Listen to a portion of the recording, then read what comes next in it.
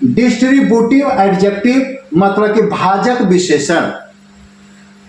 भाजक विशेषण का मतलब होता है कि जो संख्या के प्रत्येक इकाई का बोध कराए। कभी कभी हम लोग को ऐसा कहने के, मान लीजिए कि बहुत सारे छात्र हैं, बैठे हैं और कहना है कि कल सभी लोग अपना फी लेकर आएंगे, तो हम कहते हैं, हम लोग क्या कहते हैं, कल प्रत्येक स्टूडेंट अपना अपना फी लेकर आएगा। तो इससे क्या होगा, बहुत सारे लोगों का तो एक्सप्रेशन हुआ लेकिन अलग अलग हुआ। तो उसके लिए हम लोग प्रत्येक के लिए यूज करते हैं ईच, एवरी, ऐसे शब्दों का करते हैं। आइए थोड़ा इसका डिफिनेशन देख लेते हैं। हमने इसका डिफिनेशन दिया है, the adjective that expresses each of number is called distributive adjective. वह विशेषण जो संख्या के प्रत्येक इकाई का बोध कराता है उसे भाजक विशेषण कहते हैं। इसके एग्जाम्पल देखिए, एग्जाम्पल है ईच।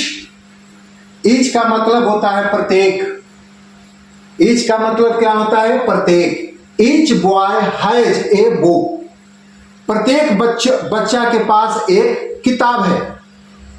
तो यहां पर ध्यान देने जो सीखने जो चीज है कि ईच के बाद कभी भी प्लूरल नाउन नहीं आता है।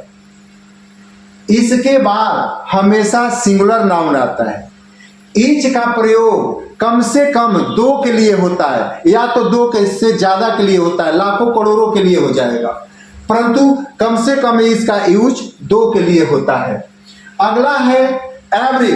एवरी का मतलब होता है, इसका भी मतलब होता है प्रत्येक।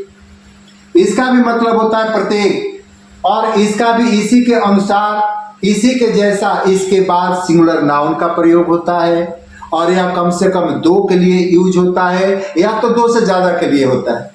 इसके हमने एग्जाम्पल में लिखा है, ही टेक्स टी एवरी 2 hours। वह प्रत्येक 2 घंटे पर चाय पीता है। वह प्रत्येक 2 घंटे पर चाय पीता है।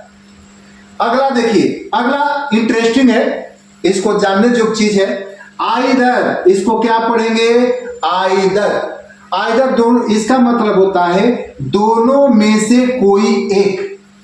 मतलब कोई चीज दो है और उसमें से एक, कोई भी एक, और या दोनों। देखिए इसका मीनिंग भी गजब है भाई। एक ही वर्ड का मीनिंग ये होता है कि दोनों में से एक, और फिर इसका मीनिंग होता है कि दोनों। एक ऐसे मैंने इसको एग्जाम्पल के द्वारा क्लियर किया है। देखिए, either road leads to the railway station. मान लीजिए कि आप एक मोड़ पे खड़े हैं किसी, और वहां पर 2 सड़क है, आपको रेलवे स्टेशन जाना है।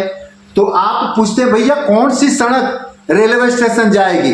एक आदमी मिला, बोला कि भैया ये दोनों में से कोई एक रोड रेलवे स्टेशन जाती है। दोनों सड़क में से कोई एक रेलवे स्टेशन जाती है।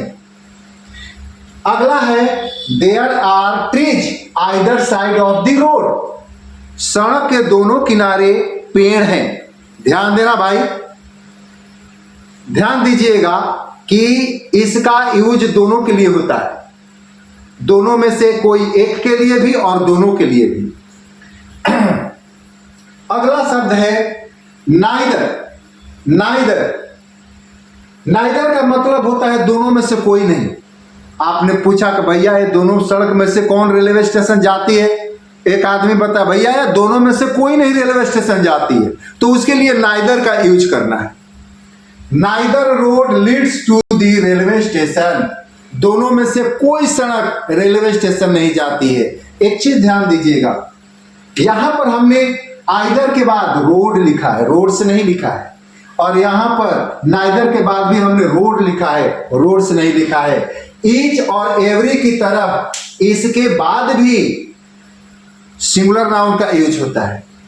देखिए ए भी सिंगुलर, ए भी सिंगुलर। तो यहां ध्यान देने जो चीज है, और इस पर आप चाहें कि हमारा कॉन्सेप्ट क्लियर हो तो आप कमेंट बॉक्स में कोशिश करिएगा। अगर आपको नहीं भी आ रही है तो आप कम से कम हिंदी लिख दीजिएगा, मैं उसका इंग्लिश कर दूंगा, और आप लोगों के कमेंट का जवाब मैं जरूर दूंगा। उम्मीद है कि आप लोगों को ये बात समझ में आई होगी। अगर आप लोगों को कहीं प्रॉब्लम होती है तो कमेंट बॉक्स में बताइएगा, मैं जवाब दूंगा। और आप लोगों के पास मेरे वीडियोज पहुंचे, आप लोग उसका लाभ उठा सके, इसके लिए आप लोग मेरे चैनल को सब्सक्राइब कर लेना और वीडियो को लाइक करना और शेयर कर देना।